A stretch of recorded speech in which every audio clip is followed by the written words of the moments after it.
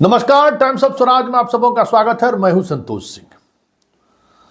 और times of Swaraj में हम चर्चा कर रहे हैं कि पिछले 2 दिनों से जो NIOS मतलब नेशनल ओपन स्कूल के द्वारा जो DLED कराया गया था, उस मामले में जो सुप्रीम कोर्ट का जजमेंट आया और सुप्रीम कोर्ट के जजमेंट के बाद जिस तरीके से बिहार के बच्चे प्रभावित हुए, उसको लेकर हम खबर चला रहे हैं और कहीं न कहीं प्रधानमंत्री को तक ये हम खबर पहुंचाने की कोशिश कर रहे हैं कि ये जो बच्चे हैं उनका क्या दोष है, उसका क्या गुनाह है।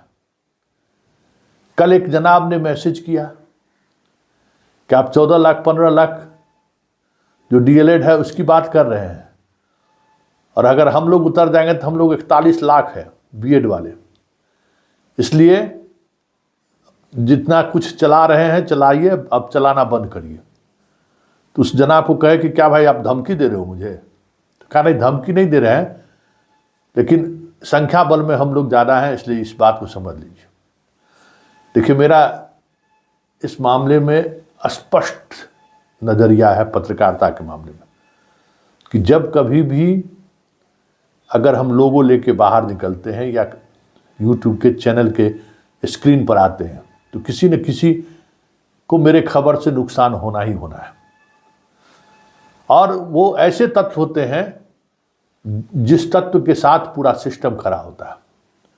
तो इसलिए कोई नई बात नहीं है, आपको गुस्सा आना स्वाभाविक है और मेरा सवाल करना भी स्वाभाविक है। हम B.Ed वाले के साथ भी हैं जो जिसने DLED की वजह से 1 to 5 में निकाला गया, उस हाई कोर्ट के उस फैसले की वजह से जो प्रभावित हुए हैं छात्र, मतलब जो शिक्षक हैं, उनके साथ भी हैं। और जो ये प्रधानमंत्री का जो योजना था, जिस योजना के झांसे में हमारे बिहार के नहीं देश के लाखों छात्र आ गए और वो आज सड़क पर हैं और प्रधानमंत्री चुप्पी साधे हुए हैं।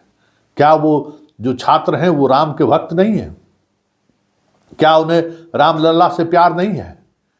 क्या इन छात्रों में भी हिंदू और मुसलमान खोजा जा रहा है, ईसाई खोजा जा रहा है? अधिकांश हमें लगता है हिंदू ही होगा इसमें। फिर क्यों खामोशी है? तो खामोशी इसलिए है कि सरकार का कमिटमेंट नहीं है। सरकार सिर्फ घोषणा करते हैं। मोदी जी आजकल चला रहे हैं ना, गारंटी मतलब मोदी, और हम कह रहे हैं कि गारंटी मतलब मोदी नहीं, गारंटी मतलब इंडिया, भारत, जो गारंटी देने के रूप में सक्षम है। आपका गारंटी हवाई, आप गारंटी दिए, छात्रों ने 2017 से 2019 के बीच में परीक्षाएं दी, जो डिग्री लिया, आज वो डिग्री मान्य है और आप चुप्पी साधे हुए। तो ये बात है और ये सवाल मजबूती के साथ उठना चाहिए। ये दिल्ली के मीडिया में भी उठेगा, इसकी तैयारी अब हम लोग करने लगे हैं, क्योंकि वजह ये नहीं है कि इससे किसका लाभ मिलने वाला है, किसको नुकसान मिलने वाला है।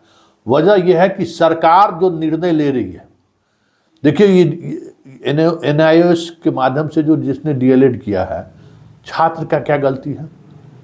फिर 1 to 5 में B.Ed वाले को अपॉइंटमेंट नहीं हो, सरकार ने अपॉइंट कर दिया, उसमें छात्र कहाँ है?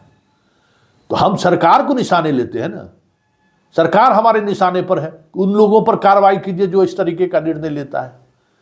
लेकिन सरकार पर बोलने के बजाय हम ही से सवाल किया जा रहा है कि हम 41 लाख है, तू 41 लाख नहीं, तू 41 करोड़ रहा। उससे कोई संतोष सिंह को फर्क पड़ने वाला नहीं है।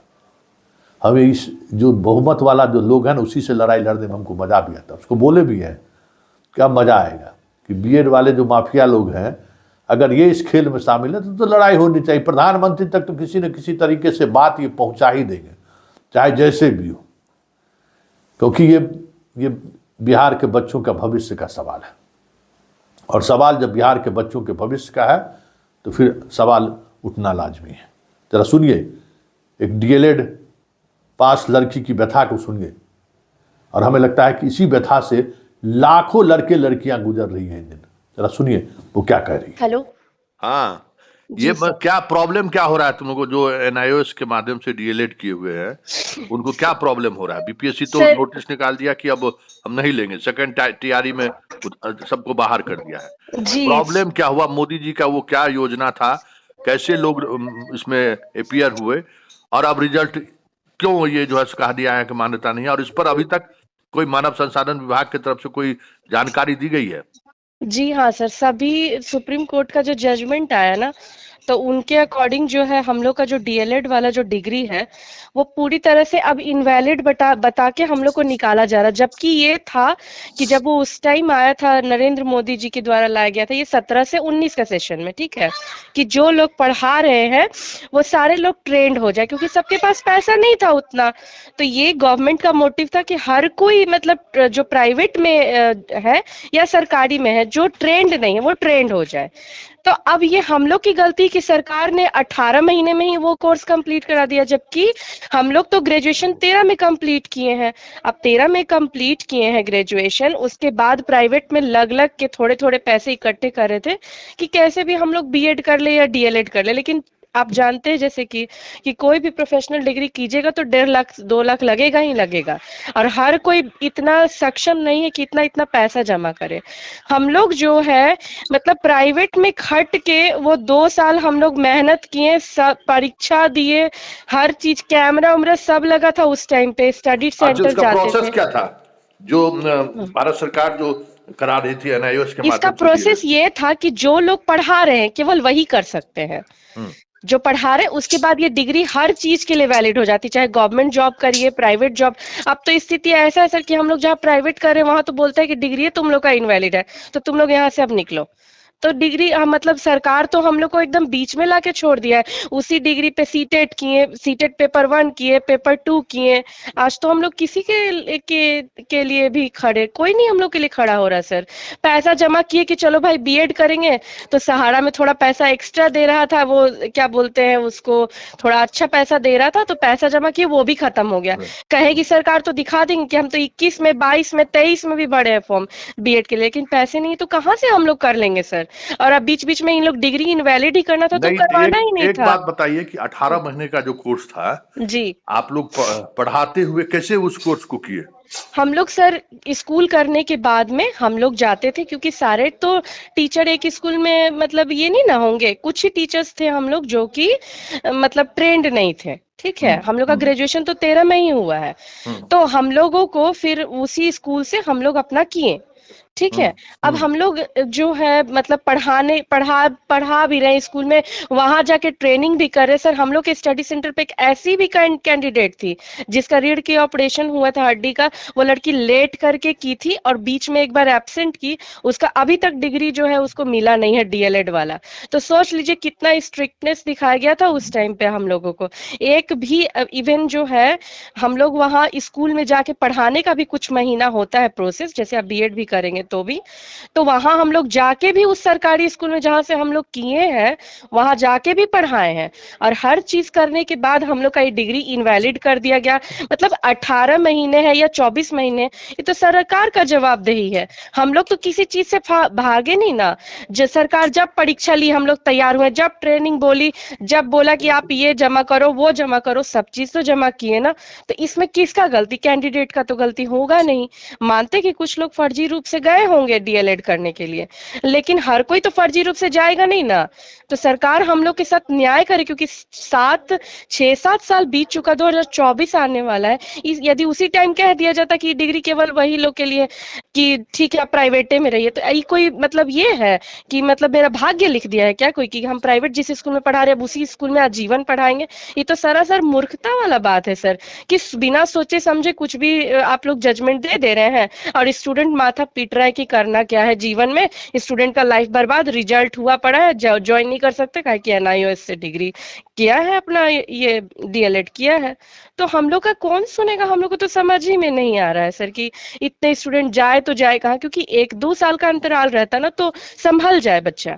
इतने इतने डिग्री का मतलब गैप हो गया है, और अब जाके कह रहे हैं कि आप इनवैलिड ही कर दिए हैं। तो आप बताइए कि जिसको सरकार नहीं तवज्जो दे रहा उसको प्राइवेट इंस्टीट्यूशन तवज्जो दे देगा। हम लोग तो कहीं का नहीं रहे। इतना एक बहुत लोग का तो एज भी क्रॉस हो गया, हम ही लोग का एज क्रॉस होने वाला, हम लोग क्या करेंगे? कहाँ आप जाएंगे बीएड करने के लिए? पैसा भी नहीं है, बहुत सारा चीज ऐसा है सर। और पता नहीं ये लोग कैसे कैसे करके इनवैलिड कभी बोलते हैं, कभी खुद ही अतुल प्रसाद जी बोले कि नहीं एनआईएएस वाला बट एग्जाम दे सकता है। जानते हैं सर एग्जाम दे के आए हैं, 7 दिन से हम बीमार पड़े हुए हैं एकदम। लेकिन अतुल सर को क्यों समझ में आएगा और क्यों समझेंगे? वो तो बड़े ऊंचे अधिकारी है ना, कुछ भी उनको समझ आता है बोल देते, फिर बाद में बात का वैल्यू ही नहीं रहता है उनका। उसी टाइम कह देना चाहिए था कि एनआईएएस वाला मत जाइए आप लोग एग्जाम देने। हम लोग बिल्कुल नहीं जाते, कम से कम वो भी पैसा तो बचता। वो तो सरकार का कौन सा नियम चला देता है और पैसा ले लेता है, और हर टाइम पे बेचारा बच्चा स्टूडेंट जो है झकता है सर। कितने स्टूडेंट रो रहे हैं ना, वो उन लोग को थोड़ी ना समझ में आएगा सर। ऊंचे ये पोस्ट पे बैठने वाले लोग को इतना ये रहता तो वो लोग हर चीज में ना थोड़ा मार्मिकता दिखाते, लेकिन उन लोगों से कुछ भी अपेक्षा करना बेवकूफी है सर। लेकिन ये तो सुप्रीम कोर्ट के जजमेंट आने के बाद सेकंड टीआरई का परीक्षा हुआ है जी, लेकिन उसमें। फिर भी उस टाइम कहा गया था कि एनआईएएस वाले आएंगे वैलिड है। लेकिन फिर कुछ दिन के बाद उन्होंने कहे रिजल्ट निकलने के 2-3 दिन पहले नोटिस दे दिया कि बिना एनआईएएस वाले को हटा करके उसके बाद रिजल्ट आएगा। तो मतलब हम लोग परीक्षा में अपियर होने के लिए उन्होंने उसकी छूट हाँ दे दी। हाँ हाँ हाँ, उन्होंने कहा था, क्योंकि हम लोग के मन में भी संशय था। वो साफ साफ कह देते तो हम लोग फॉर्म ही नहीं भरते ना। इतना पैसा फालतू नहीं ना है सर कि कोई भी आपका माँ बाप या किसी से भी आप पैसा लेके दे दीजिएगा, उसमें मेहनत लगता है, 100-200 रुपया भी कमाइएगा। तो उनको क्यों नहीं ये बात समझ में आ रहा है? जबकि उनको थोड़ा सेंसिटिव होना चाहिए कि बच्चे आ रहे हैं भाई, कोई भी मतलब मेहनत करके आ रहा है भाई, पढ़ता है, उसके लिए पैसा देता है, फिर जर्नी करना है, उसके बाद जाके एग्जाम देता है। और ये लोग कोई भी डिसीजन लगता है कि सो के उठे हैं, डिसीजन ले लिए और उसके बाद बस हो गया। और हम लोग का यहाँ पे बेचारा पिस्ता स्टूडेंट है सर, सब कुछ चलिए क्लियर भी नहीं किया इन लोगों ने सर, बहुत चलिए स्थिति खराब है हम लोग का। चलिए, बहुत बहुत धन्यवाद। जी प्रणाम।